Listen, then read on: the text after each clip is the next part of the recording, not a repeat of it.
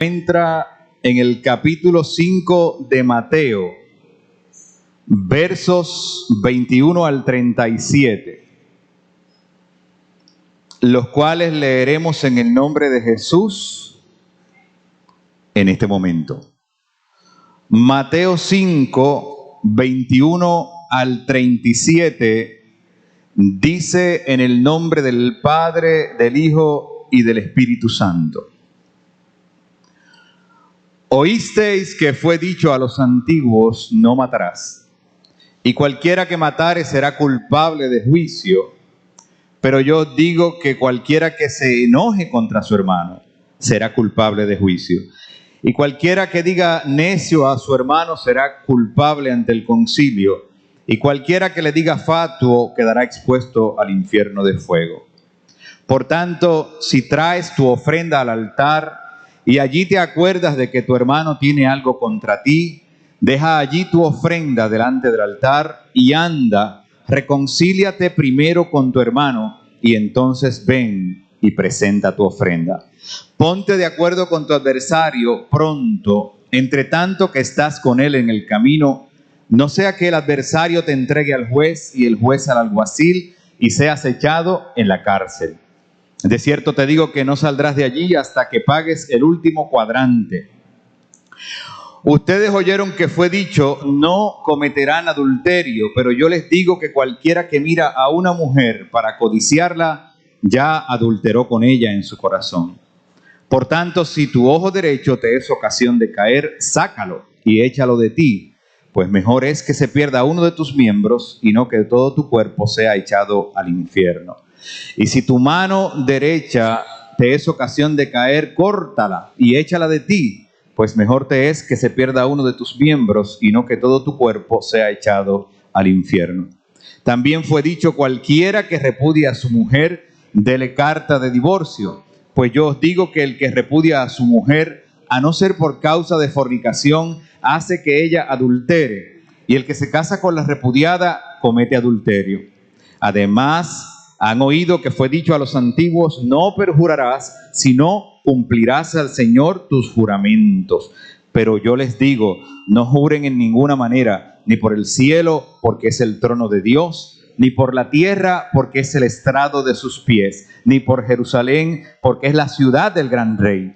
Ni por tu cabeza jurarás, porque no puedes hacer blanco o negro un solo cabello. Pero sea vuestro hablar sí, sí, no, no, porque lo que es más que esto, del mal procede. Bendita sea la palabra de nuestro Dios. Hoy vamos a hablar del corazón, no ese que late. El corazón entendido como ese fuero interno desde donde se producen las intenciones, los pensamientos, los sentimientos. Yo creo que de acuerdo a ese entendimiento que nos da la palabra, tal vez podríamos hablar mejor de cerebro que de corazón. ¿Qué ustedes piensan? Porque miren, el corazón está por aquí, ¿verdad? Y ahora mismo yo lo siento latiendo, pero eso es precisamente lo que hace, bombea sangre, ¿verdad? Y envía esa sangre al resto del cuerpo. Pero mis sentimientos, mis pensamientos, mi voluntad está en una parte de mi ser que el cerebro procesa y transmite de alguna manera. ¿Se ha puesto a pensar usted de dónde vienen los pensamientos? ¿De dónde surgen los pensamientos? Ahora mismo, usted está pensando en algo. Tal vez se ha hecho la imagen del corazón bombeando sangre, ¿verdad que sí? Porque cuando escuchamos algo, ese cerebro que no para comienza a trabajar y a poner la atención en eso que estamos escuchando o que estamos viviendo en ese momento. Y a lo mejor en ocasiones nos sorprendemos en esa imagen que el cerebro tiene la capacidad para hacer, dando una vuelta por ahí. A lo mejor no vamos para plaza, ¿verdad? Mentalmente, ¿verdad? A lo mejor salimos un ratito y volvemos a entrar. Pero así funciona el cerebro. Un órgano que comparativamente con el resto de nuestro cuerpo no es tan grande y que a veces nos lleva a la carrera, hasta decimos en ocasiones, tengo la cabeza llena. ¿A quién le ha pasado eso? Usted sabe lo que es que ese órgano contiene 20 billones de neuronas que ahora mismo están procesando la información que está recibiendo. Y que de esa misma manera establecemos nuestras opiniones y convicciones sobre la vida. Precisamente por las cosas que nos pasan, por aquello que escuchamos, por lo que aprendemos y por todas nuestras experiencias. Un ejemplo bien sencillo. Cuando opinamos algo sobre algún tema y alguien nos dice, oye, sí, verdad es, esa opinión va cobrando fuerza y se va grabando en nuestra memoria. Y si otra persona también nos afirma lo mismo, entonces más fuerza va tomando ese pensamiento. Hasta cuando llega un momento, como ocurre en Mateo 5, dicho sea de paso, yo creo que es importante hacer la salvedad que este texto forma parte del mejor sermón que haya predicado algún ser humano en esta tierra. Entonces sucede así hasta que llega alguien y nos dice, ustedes escucharon esto, pero ahora yo les voy a decir esto otro. Así fue que empezamos la lectura de este texto. Ustedes han escuchado esto, pero yo les voy a decir algo. Y el texto comienza un poquito más arriba cuando Jesús dice, no piensen que he venido para abrogar la ley o los profetas. No la he venido a abrogar, sino para cumplir. Es decir, hay una afirmación de que esa ley sobre la cual Jesús va a hacer referencia tiene un valor para la vida de su pueblo judío. Y ciertamente lo tenía. Pero entonces, si no es la ley lo que está en juego aquí, ¿cuál es el problema entonces? Para Jesús decirle de esta manera, ustedes oyeron a sus antepasados que les dijeron esto. Y comienza a darle una serie de ejemplos. ¿Cuál es ese primer ejemplo? Jesús es drástico, ¿verdad? Y dice, ustedes oyeron que se ha dicho, no matarás. Y cualquiera que matare será culpable de juicio. Pero entonces yo les digo, cualquiera que se enoje con su hermano será culpable de juicio. Vamos a analizarlo. Por un lado, el acto de asesinar. Ninguna persona en sano juicio podría negar la idea de que asesinar es un acto cruel de maldad. En eso estamos de acuerdo todos, ¿verdad?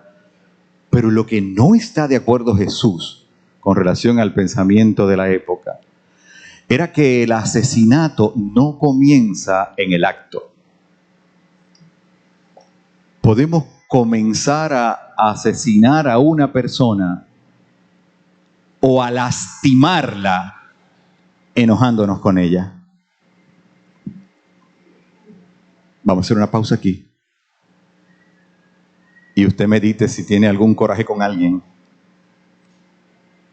Y repréndalo en el nombre de Jesús. Y dígale al Señor, Señor, yo no quiero ser culpable de juicio. Ese es el primer ejemplo. El acto versus la intención, los pensamientos, las motivaciones que hay en el corazón. Y Jesús le dice a este pueblo que aunque no ha venido a abrogar la ley, sobre la cual no había ningún problema, de acuerdo a sus propias palabras, sí había que darle un nuevo entendimiento. Es decir, aquella ley que había conformado la tradición judía a través de los siglos, ahora Jesús está diciendo que hay que ampliarla para incluir aquello sobre lo cual no necesariamente estamos conscientes todo el tiempo.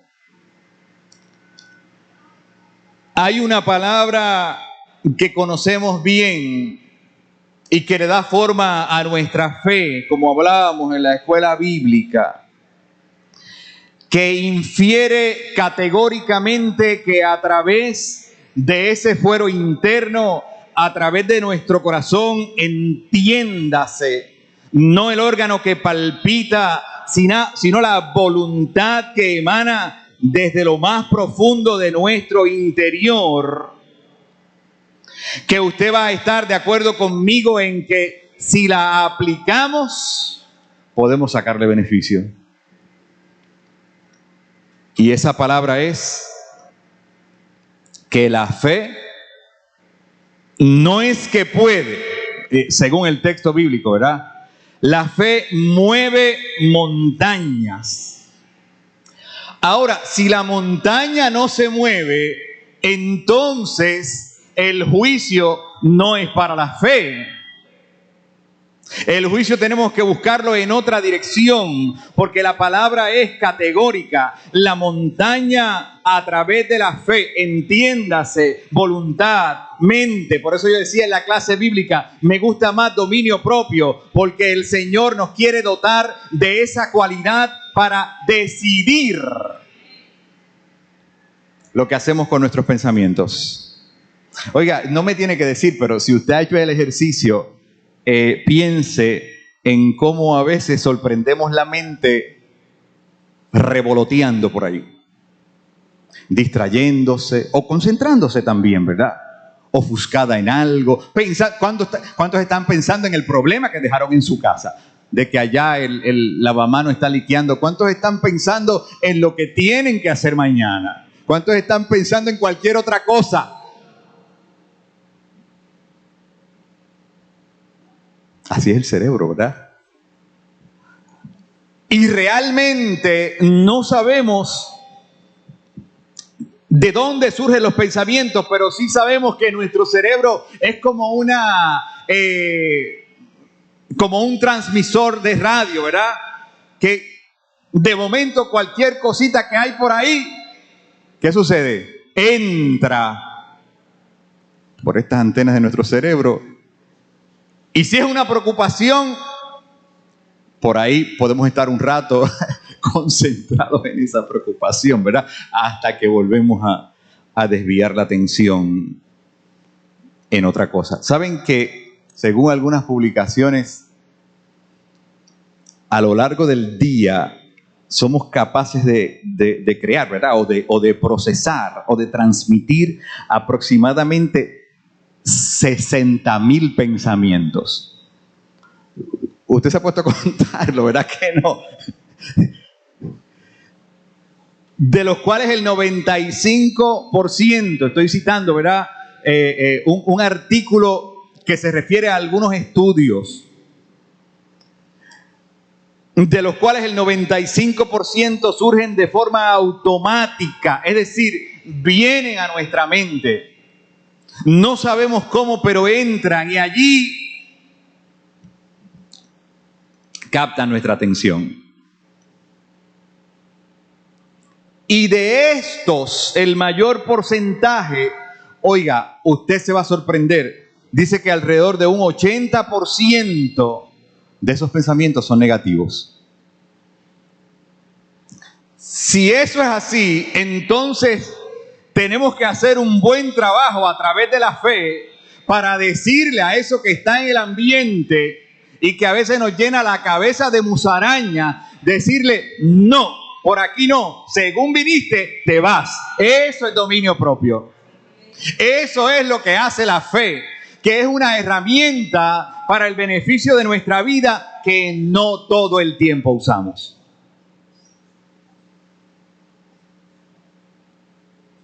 Oiga, porque lo cierto es que a veces las preocupaciones nos llevan por la tangente. Y a veces no se quieren salir de nuestra mente. Entonces Jesús le dice, hay una nueva manera de entender la ley. Hay una nueva interpretación sobre esa ley que ha sentado las bases para su fe y su religión. Ahora hay que darle un nuevo entendimiento porque la ley no se transgrede en el acto, sino donde empieza a transgredirse. En eso que la Biblia llama corazón, pero que es algo más que un órgano que palpita. Es el sentido de juicio que tenemos acá arriba,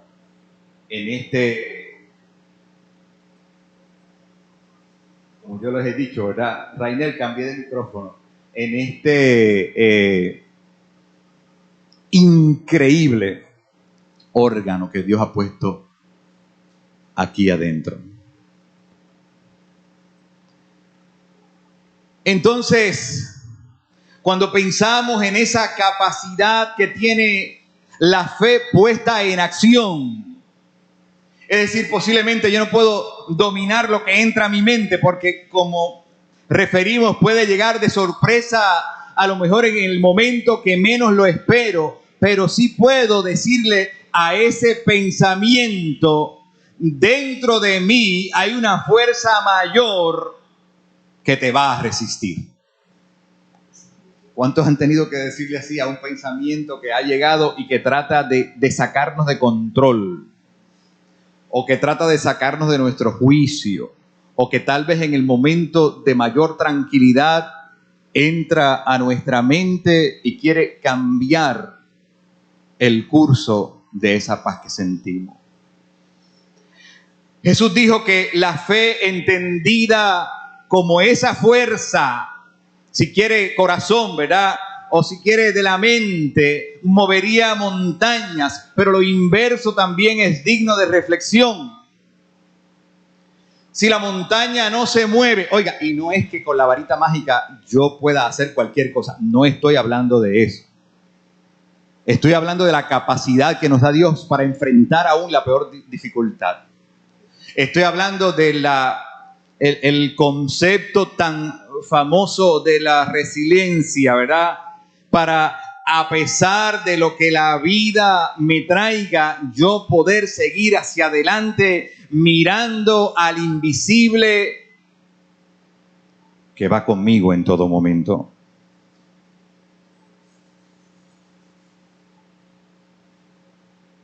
Entonces el Señor le dice a su pueblo, pero también le dice a los discípulos a través de todas las generaciones, podemos cambiar y controlar a través de la fe, no porque haya una fuerza inherente a la capacidad humana, sino porque esa fuerza viene de Dios, quien diseñó la mente, quien diseñó el corazón para permitirte enfrentar eso que a veces tanto nos aturde o tanto nos preocupa. Todas estas preguntas, amada iglesia, tienen que ver con el texto del Evangelio para hoy. Y este experto en la conducta humana, que se llama Jesús, sabía que el sermón más importante que predicaría, lo predicaría en una montaña al norte de Galilea. Y es que Jesús quiere confrontar a los discípulos, es decir, a nosotros también, con nuestro propio corazón, con nuestra propia voluntad, con nuestras intenciones. Y para ello usa las motivaciones más íntimas de un ser humano, que es su estructura espiritual, que tanto valor le damos. Jesús sabía que el pueblo había conformado su fe a través de su religión, ¿verdad? A través de lo que había aprendido por medio de sus tradiciones. Y sabía que para ellos esto era intocable. Imagínense a Jesús decirle: ustedes oyeron esto de esta manera, pero ahora yo se los voy a decir de otra manera. Y si Dios nos sorprende con ese tipo de exhortación, en algún momento, ¿sabe que curiosamente cuando más ocurre eso es cuando estamos ante una crisis aguda? Porque en general, cuando vamos ahí más o menos todo bien, como que no perdemos mucho tiempo en ese tipo de reflexión. Pero cuando se acortan las posibilidades y vemos el límite de la vida, entonces empezamos a pensar lo verdaderamente importante. Y Jesús también en algún momento de nuestra vida puede decirnos a nosotros también: ustedes oyeron esto, pero ahora yo quiero decirles esto. Hay un nuevo formato en la pedagogía del reino de Dios. Imagínense si Jesús no hubiera venido y se hubiera quedado la religión de esa manera. Pues probablemente no estuviéramos aquí hoy. Yo no vine a invalidar su ley, vine a cumplirla.